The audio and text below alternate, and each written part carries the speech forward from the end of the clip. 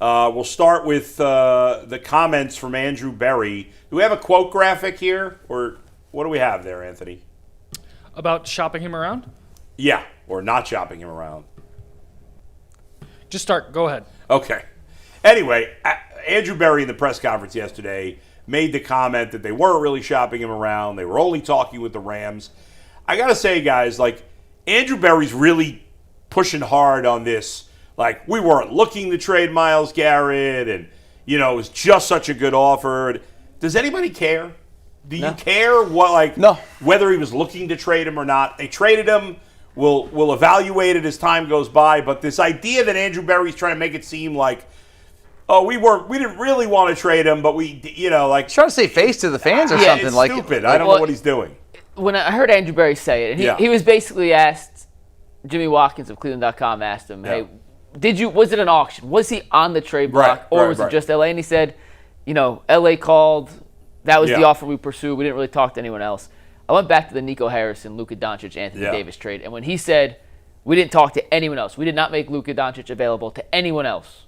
It was just LA. We identified Anthony Davis as the player we wanted in return, plus all that draft capital, and we saw the fallout from that." Nico Harrison's now out of a job a year later. Yeah. It was considered maybe the worst trade in the history of the NBA.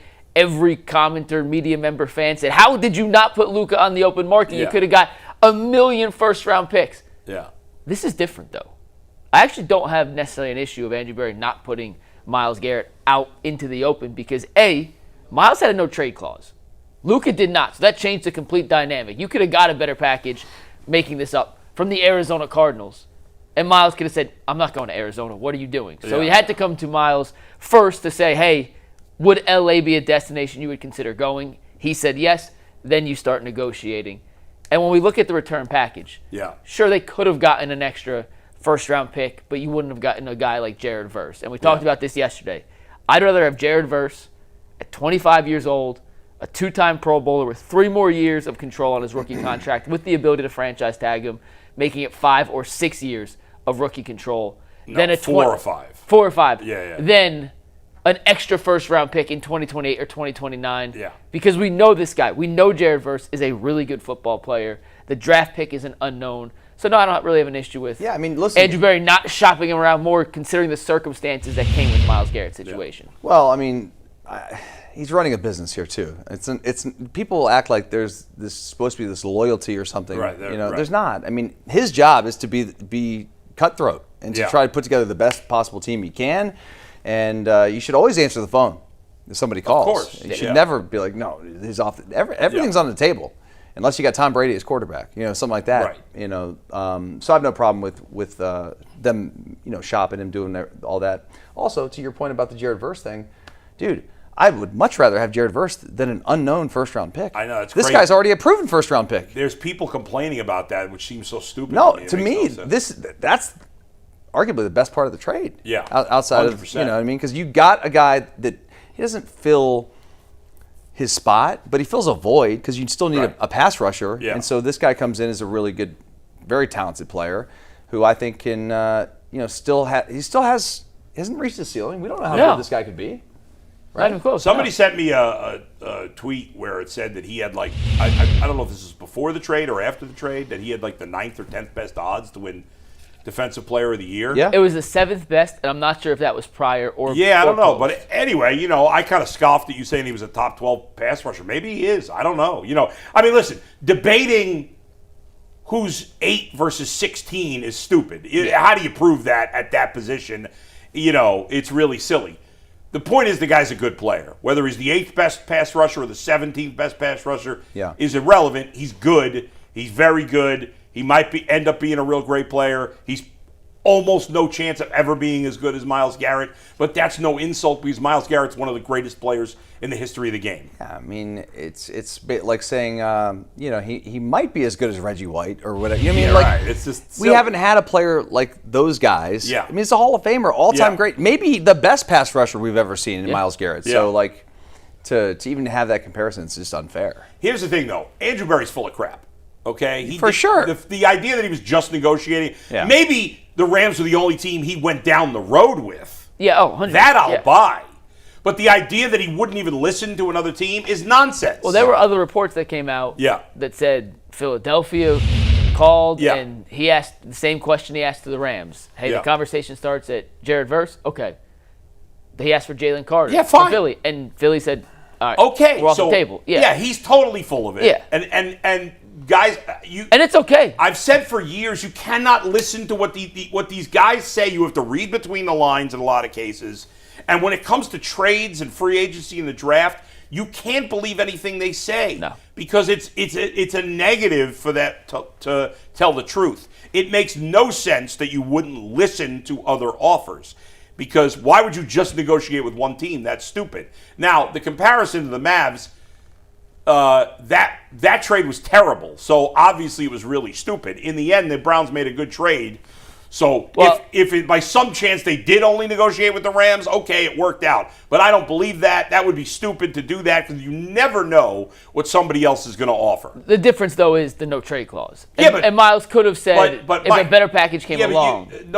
You mentioned Arizona. That's a point. Arizona's not. But I'm just saying, like, if he didn't want to go. No. First of all, that doesn't mean you only talk to one team.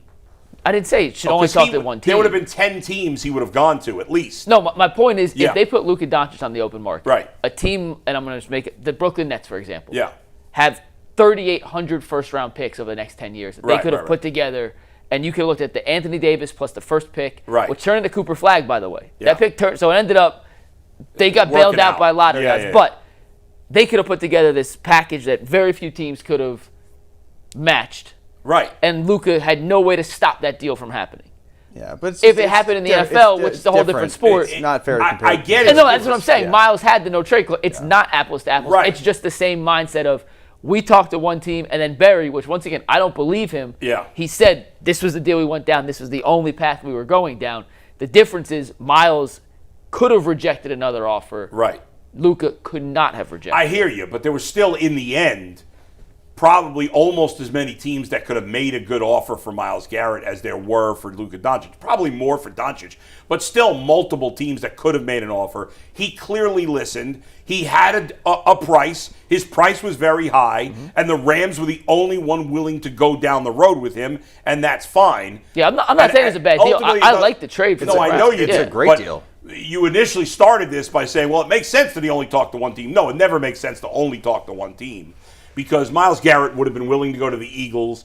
Like I said, there were probably 10, 15 teams he would have been willing. Yeah, of course he wouldn't go to the Cardinals, but the Cardinals would never make an offer anyway. Any team trading for Myles Garrett, a 30-year-old defensive end, is going to be in the window to win right now. Yeah, exactly. Right Those now. are the only teams making offers. Do you think? Yeah. Because one of the things I got away from the press conference yesterday was Andrew Berry on his resume now has the distinction of trading for Deshaun Watson and trading away Myles Garrett. Yeah. Those things are both on Andrew Berry's resume. Yeah. They fired Kevin Stefanski last year. Yeah. And Jimmy Haslam said we kept Andrew because we like the projection of projection of this team and how well he did in the 2025 draft. We hope that he can repeat that in 2026. And now he traded away Myles Garrett for a bunch of future assets. How comfortable do you think Andrew Berry has to feel in his job security to make a move like this? I mean, he must feel very comfortable. Otherwise, he wouldn't have done it, I would think. I mean, I don't know how he could be comfortable because while he did do a nice job with the 25 draft, his overall track record is at best below average, if not worse than that. And before last year, I would have said worse than that. Now, we'll see how these 26 draft picks pan out. And you could say, well, everybody out there loves this trade. By the way, everybody out there, including us, loved the Deshaun Watson trade too. There were almost nobody. There was almost I can't think of anybody except for Jay, or maybe one or two others that thought the Watson trade at the time was a bad move by the Browns. Almost universally, everybody thought it was a good move. Almost universally, every media member thinks it's a good move by the Browns.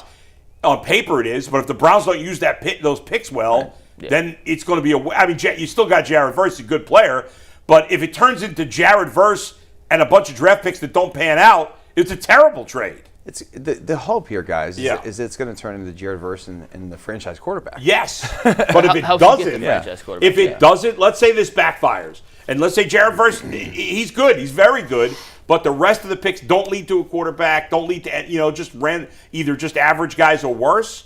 You're going to look back and say he made 2 of the worst trades ever. Yeah. Now, that probably won't happen in this case, but you don't know. I mean, the Browns have not done a good job getting the franchise quarterback. I mean, you look at the Deshaun trade Yeah. on the other side for Houston. Yeah. One of the 3 first-round picks they got back from the Browns. Yeah. They used to move up to get Will Anderson. That pick, it was the 12th Right, pick. right. They But trade the up. rest, yeah. The other 2 first-round picks are out of the league and on another team. Yeah. Like, So those for picks all- did not turn into That's anything true. that the Texans thought they were going to build their franchise around. Right. They hit on other picks that they had from their own validity Yeah. and failures, like C.J. Stroud, 2nd overall pick. But none of the picks that the Browns gave up turned into anything specifically, those first-round picks, to where you're like, oh, yeah, Deshaun Watson. It turned into Kenyon Green, Yeah. who was a first-round gone. pick at A&M. He's Yeah. now on the Eagles. They used that second one to trade up for Will Anderson. And the third guy, I'm drawing a blank on his name. I don't believe he's in the league Listen, anymore. Will Anderson's an excellent player. Terrific, He's one of the yeah. best pass rushers in the game. So I'm not going to say they got nothing, but everybody from the Browns' perspective, yes, that's the worst trade. Jason made a good point about that worst trade. From the Texans' perspective, it didn't pan out that great. I mean, No. you'd rather have their side of it, of course, because they don't have all the negative that the Browns do. But it wasn't like when the Cowboys traded Herschel Walker for all those draft picks, Yeah. and that led to them winning multiple Super Bowls because they got Emmitt Smith and Troy Aikman and Michael Irvin out of those trades. Yeah. The Texans got one great player on defense, on what's an excellent defense. And they had to trade up to get him. Right. It wasn't, They had it to wasn't the use actual It wasn't pick. just Yeah. that pick, right. Yeah. And now, they're a kind of middle-of-the-road team. I mean, obviously they're in way better shape than the Browns, but their quarterback, their acquisition of their quarterback had nothing to do with the Browns trade, has been a big disappointment since his rookie year. We'll see if he bounces back this year, but, that's it.